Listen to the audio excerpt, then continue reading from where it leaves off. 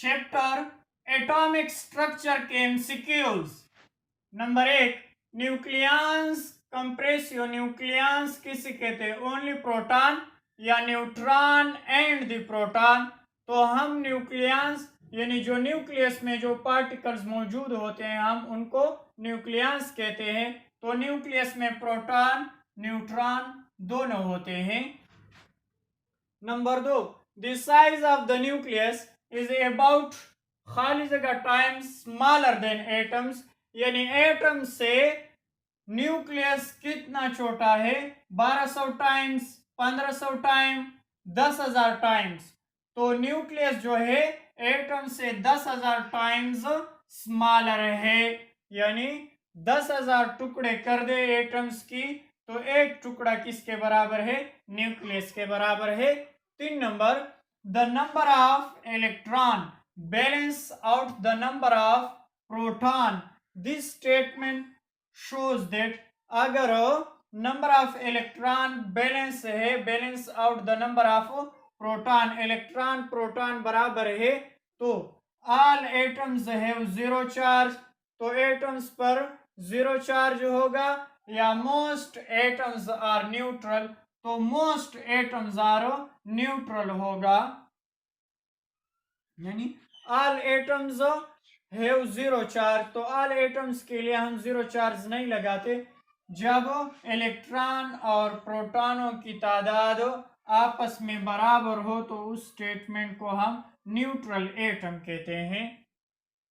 4 number, in an atom the number of protons remain खाली जगह but the number of neutrons in different या is different. वो कहते हैं कि एक एटम में प्रोटॉन रिमेन खाली जगह हो but the number of neutrons is different, लेकिन नंबर ऑफ न्यूट्रॉन्स डिफरेंट होते हैं। तो सेम आता है, इक्वल आते हैं, यानी इक्वल होते हैं न्यूट्रॉन के या पॉजिटिव।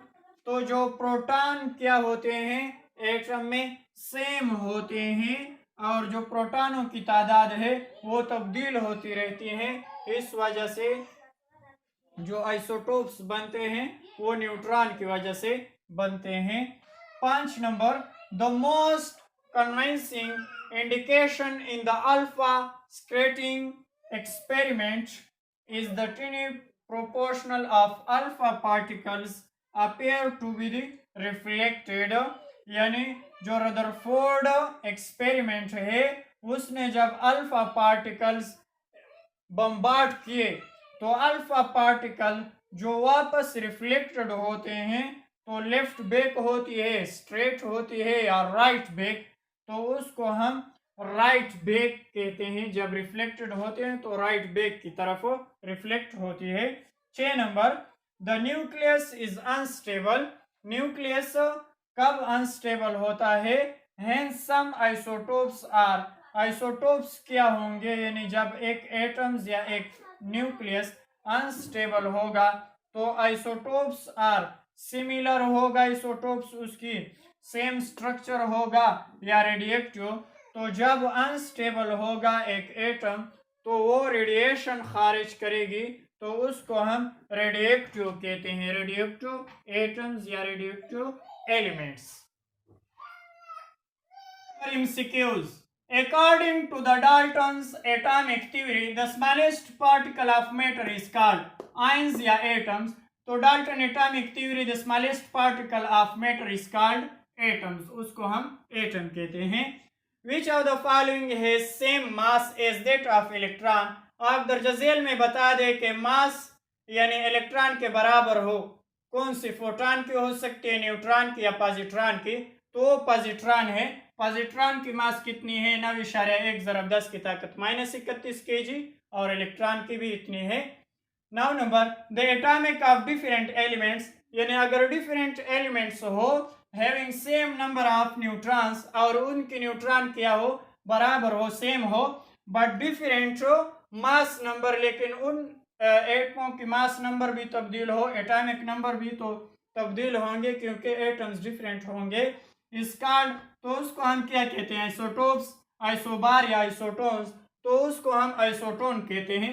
आइसोटोन में different elements same number of neutrons होते हैं, लेकिन मास नंबर डिफरेंट होंगे और एटॉमिक नंबर भी डिफरेंट होंगे। 10 number, which of the following is a magic number. आप दर्ज झेल में बता दें कि कौन सा मैजिक नंबर है। 10, 6, 20। तो मैजिक नंबर मैंने पहले लेक्चर में बताए थे न्यूक्लियर केमिस्ट्री में, यानी 2, 8, 20, 28, 50, 82 और 126। तो 20 भी आता है मैजिक नंबर में, 10 और 6 नहीं है। विच of the following has magic number of proton, यानी मैजिक नंबर आप बता दे दर्ज झेल में कि प्रोटॉन एंड न्यूट्रॉन में क्या हो, मैजिक नंबर हो। तो 8 करेक्ट है, ए भी करेक्ट नहीं है, सी, क्योंकि उसमें मैजिक नंबर यानी प्रोटॉन और न्यूट्रॉन दोनों 20-20 आते हैं और 20 क्या है, मैजिक नंबर है।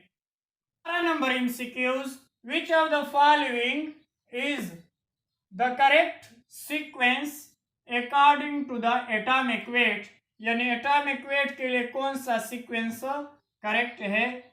Fe greater than CO greater than Ni या CO greater than Ni greater than Fe। तो बी ऑप्शन इज करेक्ट, क्योंकि CO की एटॉमिक वेट कितनी है, 58.9, Ni की 58.7, Fe 55.8। 13 number, alpha particles can be detected by using, यानी alpha particles किस पे डिटेक्टिंग यानी यूज हम करते हैं, यूज तो गोल्ड फाइल, तो गोल्ड फाइल हम उसमें इस्तेमाल नहीं करते, तो जिंक सल्फेट स्क्रीन हम इस्तेमाल करते हैं। क्या, जिंक सल्फेट स्क्रीन, यानी अल्फा पार्टिकल्स की जो वेलोसिटी है 16,000 किलोमीटर पर सेकेंड है। तो जिंक सल्फेट स्क्रीन जो गैस होती है वो भी पास होती है, तो इस वजह से जिंक सल्फेट स्क्रीन हम इस्तेमाल करते हैं।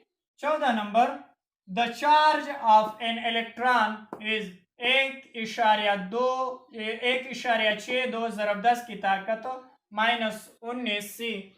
The value of Li plus ion is, यानी लिथियम आयन की वैल्यू कितनी होगी।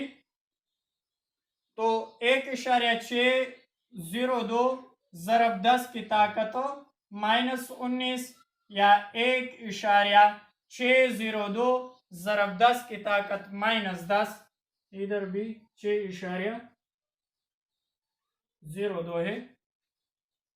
तो चार्ज ऑफ इलेक्ट्रॉन और चार्ज ऑफ प्रोटॉन इक्वल होते हैं, तो कौन सा ऑप्शन करेक्ट है, ए, यानी 1.602 ज़रब 10 की ताकत -19 इज करेक्ट आंसर, क्योंकि charge of electron and proton is equal, यानी वो 1.602 ज़रब 10 की ताकत -19 के बराबर होते हैं इलेक्ट्रॉन की, और प्रोटॉन की भी इस तरह होती है।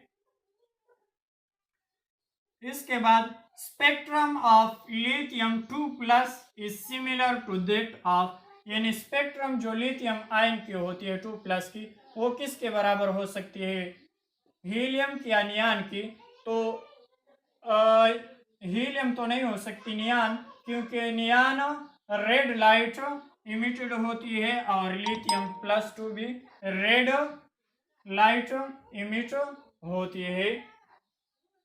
इसके बाद carbon monoxide is iso electronic with, यानी कार्बन मोनोऑक्साइड किसके आइसो इलेक्ट्रॉनिक होती है या इलेक्ट्रिक होती है, विद N2O2 या NO2।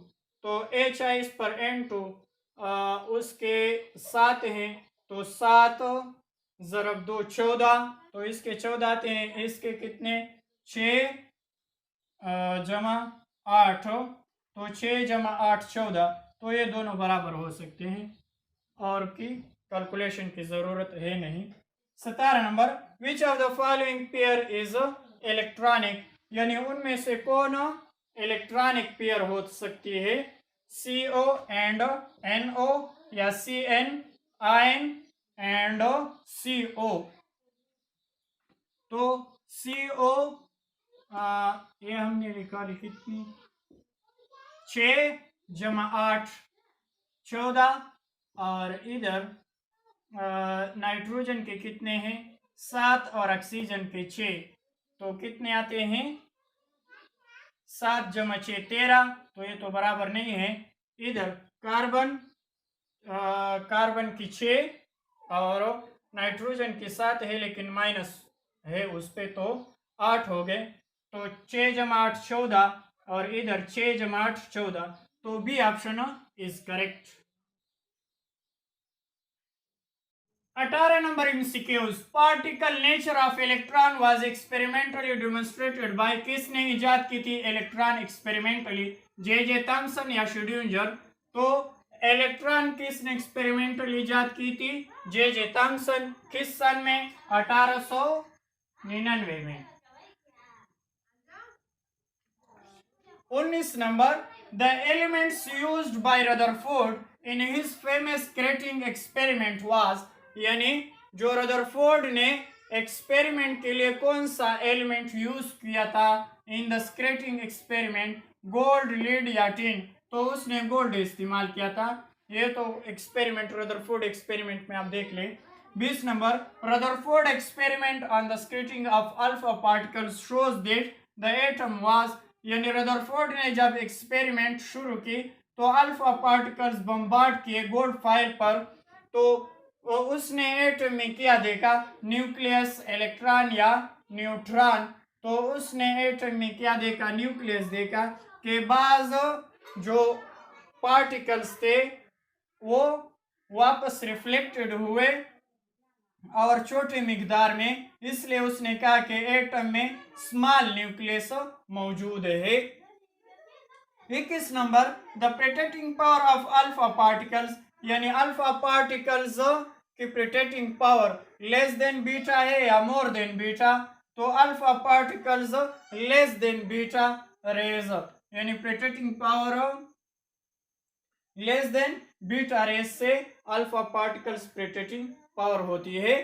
22 नंबर ये अल्फा पार्टिकल्स की मास ज्यादा होती है बनिस्बत बीटा की और बीटा की ज्यादा होती है बनिस्बत गेमा रेज की तो प्रोटेक्टिंग पावर सबसे ज्यादा गेमा फिर बीटा फिर अल्फा होती है तो protecting power of alpha particle less than beta raise होती है।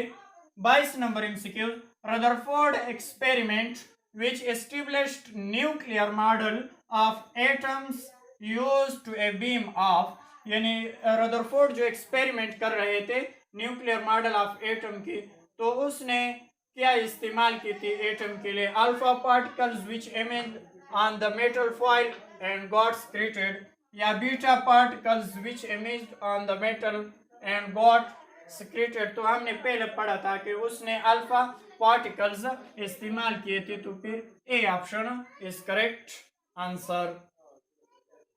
23 number MCQs according to the Bohr theory of hydrogen atoms which of the following is quantized for an electron यानी Bohr theory of hydrogen atoms of the following velocity या angular momentum तो कौन सा option correct है velocity नहीं है angular momentum तो Bohr theory of hydrogen atoms angular momentums of an electron is quantized.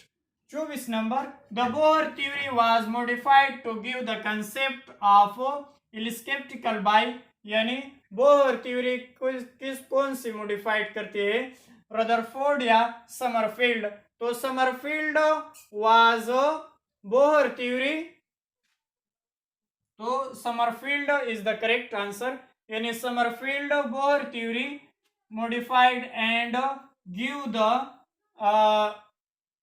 give the postulate of electron around the nucleus यानी elliptically around the nucleus तो ये कौन सा है समरफील्ड है रदरफोर्ड नहीं है।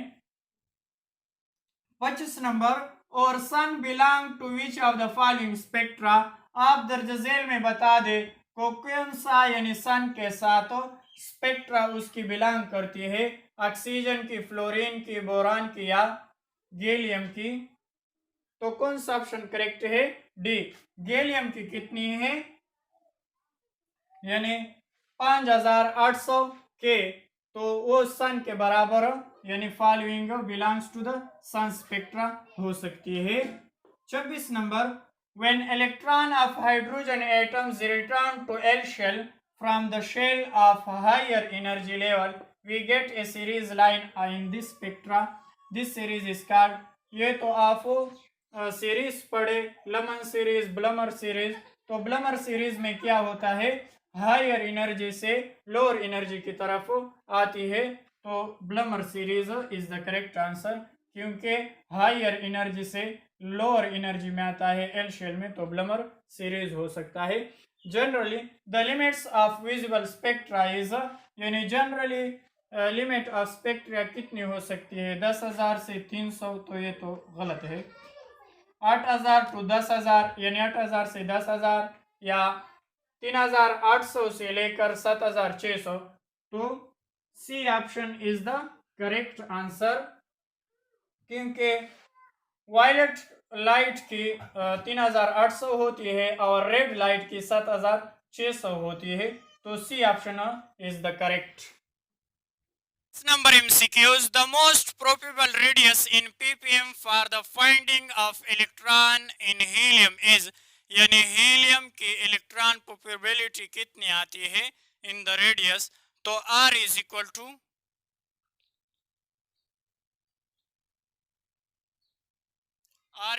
टू किसके बराबर होता है? 52.9 n स्क्वायर बटा z। तो आप इसमें वैल्यू पुट कर दे 52.9, 1 का स्क्वायर और 2, तो कितना आता है?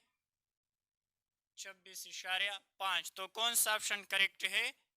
A is the correct answer. 29 number MCQs पर आ जाए। The energy of hydrogen atom in the first excited state is -3.4 electron volt. The kinetic energy of hydrogen atom in the same orbit is, तो kinetic energy plus potential energy तो 0 है, तो -3.4 electron volt किसके बराबर हो सकता है? 3.4 electron volt के बराबर हो सकता है। 30 number, the maximum energy is possessed by electron when it is present, यानी मैक्सिमम एनर्जी किस इलेक्ट्रॉन को ज्यादा की जरूरत होती है? मैक्सिमम एनर्जी की न्यूक्लियस के जो मौजूद है, या in the ground energy state, या at finite distant from the nucleus. तो न्यूक्लियस से जितना दूर होगा वो तो नेगेटिव चार्ज भी बढ़ेंगे, तो फोर्स ऑफ अट्रैक्शन भी बढ़ेगा, तो मैक्सिमम एनर्जी की जरूरत होगी at the finite distance from the nucleus. 31 number, if R is the Rydberg constant for hydrogen, या for hydrogen the wave number of the second line in the Lyman series, तो hydrogen की wave जो है in the second line in the Lyman series, तो Lyman series में कितना आएगा? तो लमन सीरीज को जो आप कैलकुलेशन है वो कर दे, वो लंबा चौड़ा कैलकुलेशन है, उसको आप देखे तो R 1/n² 1 -1/n² 2 की, तो आप वैल्यू पुट कर दे R 1/1 का स्क्वायर माइनस 1/2 का स्क्वायर, तो कितना आता है? R इसके एलसीएम निकाल दे तो कितना आता है? 3/4। तो आप किस तरह लिख सकते हैं? 3R/4। तो कौन सा ऑप्शन करेक्ट है? A is the correct answer.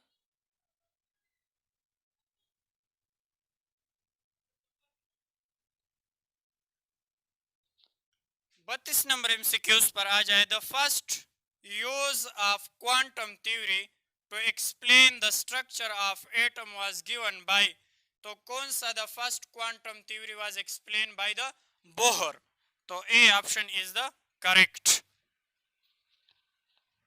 33 number MCQs.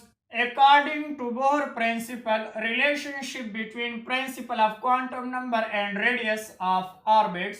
तो relationship principle of quantum number and radius of orbit की बता दे. A option, R is directly proportional n, R is directly proportional to n square, R is inversely proportional to n. तो कौन सा option correct है? B is the correct answer.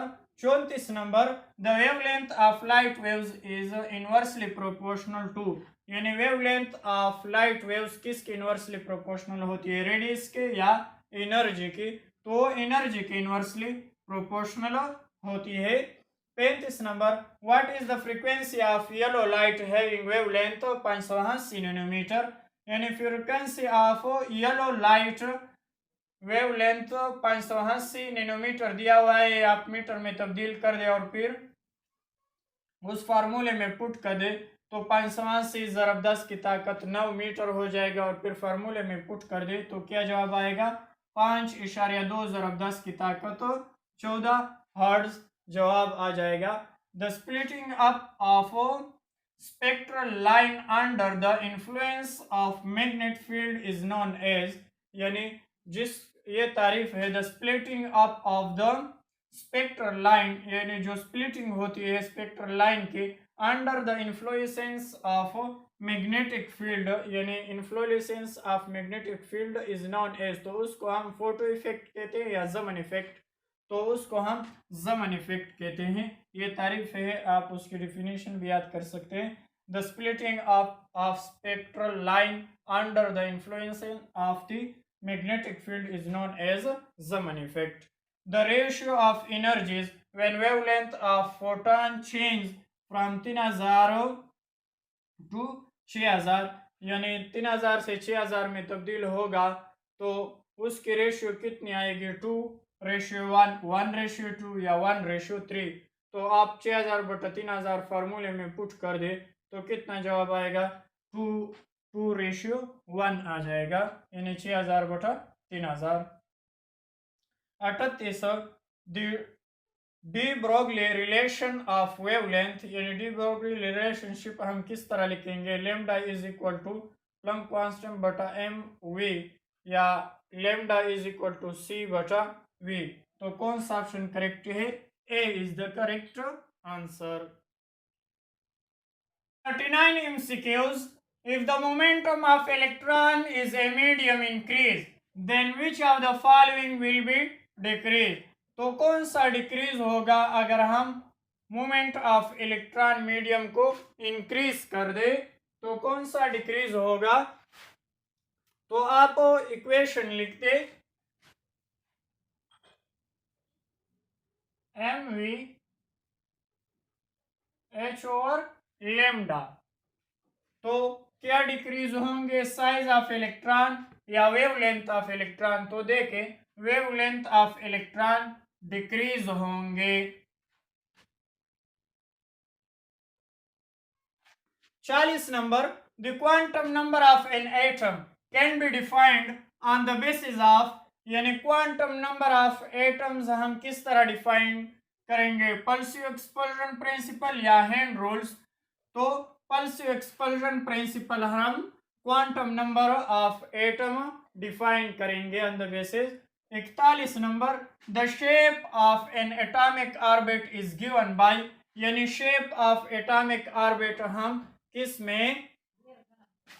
सब standard quantum number या spin quantum number. तो कौन सा option correct है? A is the correct answer, या इसको एजम्पटम क्वांटम नंबर भी कहते हैं. 42 number MCQs. Magnetic quantum number specifies, यानी मैग्नेटिक क्वांटम नंबर किस तरह स्पेसिफाइज होती है? यानी हम एक्सटर्नल मैग्नेटिक लगा दे. ओरिएंटेशन ऑफ ऑर्बिटल्स होती है या न्यूक्लियर? तो न्यूक्लियर नहीं हो सकती, ओरिएंटेशन ऑफ ऑर्बिटल होंगे.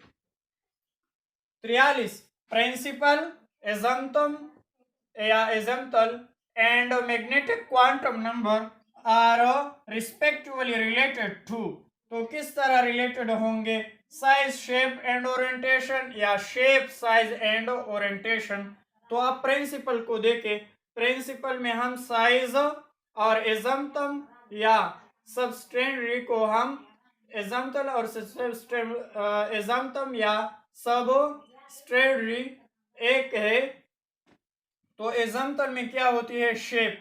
इसमें हमने बताया कि shape of the orbital is given by, तो इसमें क्या होंगे? Shape and magnetic quantum number में हमने पहले एमसीक्यूज में बताया ओरिएंटेशन। तो कौन सा ऑप्शन करेक्ट है? A is the correct answer. 44 number, azimuthal quantum number defines. तो हम किस तरह डिफाइन करेंगे? ये तो हमने बताया, एंगुलर मोमेंटम ऑफ इलेक्ट्रॉन या स्पिन ऑफ इलेक्ट्रॉन। तो एंगुलर मोमेंटम ऑफ इलेक्ट्रॉन होती है। 45 number MCQs, which of the following explain the sequence of filling electron in the different shell. यानी दर्जा झेल में एक्सप्लेन कौन सा एक्सप्लेन करती है filling of electron in the different shell में? अबव प्रिंसिपल या हैंड रूल्स? तो aufbau principle is the correct answer. 46, for the principal quantum number n is equal to 4, the total number of orbitals having L is equal to 3 is, तो कितने हो सकती है? 3, 5 और 7। तो प्रिंसिपल क्वांटम नंबर अगर n 4 हो और orbital L is equal to 3, तो कितना आ सकता है? 7 is the correct answer. 47, which of the following set of quantum number is not possible. यानी दो में बताए कि कौन सा सेट क्वांटम नंबर के लिए पॉसिबल नहीं है, ए चॉइस या बी चॉइस। आप देख ले, तो ए चॉइस नॉट पॉसिबल है। 48 number MCQs, according to which of the following rules nitrogen atoms has 3 unpaired electron. आप दर्जा झेल में बता दे कि नाइट्रोजन के अनपेयर्ड इलेक्ट्रॉन 3 इसमें हो सकती है, हैंड रूल्स या hydrogen bonding formation. Hydrogen bonding formation नहीं हो सकती, तो Hund's rule is the correct answer. 49 MCQs, for F orbital the value of M. यानी एफ ऑर्बिटल में वैल्यू ऑफ एम -3 -2 -1 0 +1 +2 +3 -2 -1 0 +1 +2। तो कौन सा ऑप्शन करेक्ट है? A is the correct answer. 50 MCQs, the number of radical node of 3s and 2p orbitals respectively। अगर 3s है और 2p orbital respectively है तो 2 and 0 आ सकते हैं या 0 and 2। तो कौन सा ऑप्शन करेक्ट है? A is the correct answer. आप इसमें देखे, यानी n2 L0 m-1 और and s is equal to +1 और 2, ये नहीं आ सकता, नॉट पॉसिबल होती है। तो इसलिए हमने ए को करेक्ट किया।